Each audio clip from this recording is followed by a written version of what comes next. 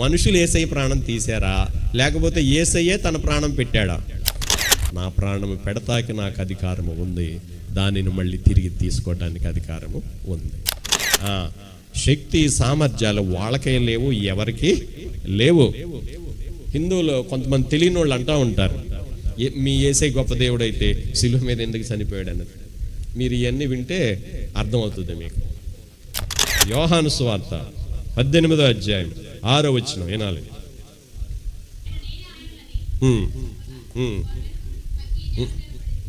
సైనికులు ఏమైంది వాళ్ళకి? సైనికులు కింద పడిపోయారంట.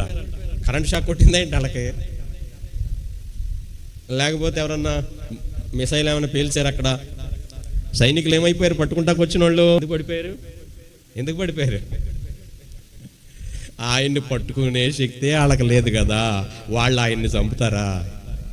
పట్టుకుంటాకు వచ్చి ఏం చేయకుండా కింద పడిపోయారు వాళ్ళు. పట్టుకుంటాకు వస్తే రమ్మన్నాడా? వద్దన్నాడా? వద్దల్లా పారిపోయేవాడు కాదు యేసయ్య. గాజులు తొడుక్కున్నవాడు కాదు యేసయ్య. 3 మేకులు పీక్కోలేనాడు కాదు యేసయ్య. నేను ఆయన నా దగ్గరకు వచ్చి నన్ను పట్టుకోమంటేనే వాళ్ళందరూ పడిపోయారు కింద.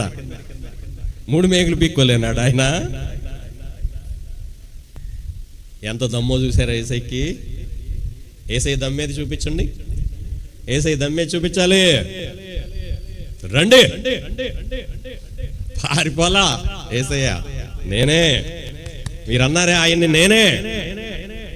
ఎంత ధైర్యం అండి యేసయ్యకి. నన్ను సిలువ వేయమంటున్నాడు. ఆయన ఏమీ చేయలేక కాదు, ఆయనకు బలం లేక కాదు, ఆయనకు శక్తి లేక కాదు, ఆయనలో మహిమ లేక కాదు. నా కొరకు నీ కొరకు ఆయన చనిపోవాలని వచ్చాడు. గొర్రెను బలి ఇచ్చినట్లుగా, మేకను బలి ఇచ్చినట్లుగా, కోడెను బలి ఇచ్చినట్లుగా, ఇక నువ్వు కోడె బలి ఇవ్వవలసిన అవసరం లేకుండా, ఇక నువ్వు మేకను బలి ఇచ్చే పని లేకుండా, నువ్వు గొర్రెను బలి ఇచ్చే పని లేకుండా, దేవాది దేవుడే ఒక గొర్రె పిల్లగా వచ్చి మన స్థానంలో, గొర్రె స్థానంలో, మేక స్థానంలో ఆయన తన ప్రాణాన్ని బలిగా పెట్టి మనల్ని విమోచించడానికి వచ్చాడు. ఇది సీక్రెట్. 3 మేకులు పీక్కోలేకపోవటం కాదు, ఇది సీక్రెట్.